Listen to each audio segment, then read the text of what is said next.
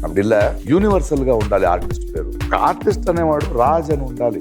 ఏ ప్రాంతమో ఏ కులమో తెలియదు. You will become a big artist అన్నారు. প্রথমবারের জন্য মেগাস্টার শাকিব খানের বিপরীতে অভিনয় করতে যাচ্ছে সাউথ ইন্ডিয়ার অন্যতম জনপ্রিয় অভিনেতা প্রকাশ রাজ।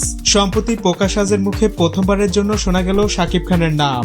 నేను భాష మాట్లాడకపోతే నా పర్ఫార్మెన్స్ ఉండదు. Plus different schools of cinema, నా నాటకం అభినయం చదివేటప్పుడు భరతనాట్యం রিসেন্টলি তার একটি সাক্ষাৎকারে বাংলা সিনেমা প্রসঙ্গে বেশ গুরুত্বপূর্ণ কথা বলছেন তিনি। তাহলে আর কথা না বাড়িয়ে শুরু করা যাক মূল আলোচনা। এর আগে শাকিবের সাথে একটি সিনেমা হওয়ার কথা ছিল প্রকাশ রাজের। এরপর থেকেই তাদের নিয়ে বেশ কিছু রিউমার রটেছে সোশ্যাল মিডিয়ায়। তবে সেগুলোতে বেশিরভাগই উল্লেখ ছিল শাকিবের ভিলেন হিসেবে দেখা যাবে প্রকাশ রাজকে। বাট এবার ভিলেন নয়, গুঞ্জন রটেছে আসন্ন ঈদ উল ফিতরের সিনেমা প্রিন্সে শাকিবের বাবার চরিত্রে দেখা যাবে প্রকাশ রাজকে। বিষয়টি নিয়ে এখনো অফিসিয়াল আপডেট প্রকাশ করেননি প্রযোজনা সংস্থা। পার্সোনালি আমার কাছে মনে হচ্ছে যদি এরকম কিছু হয় তাহলে সত্যি একটা ইন্টারেস্টিং ব্যাপার হবে। বর্তমানে প্রিন্স টিম উড়াল দিয়েছে শ্রীলঙ্কায়। হয়তো এতক্ষণে ছবিটির শুটিংও শুরু হয়ে গেছে। আর এতে প্রকাশ রাজ থাকছে কিনা সেটাও খুব শীঘ্রই জানা যাবে।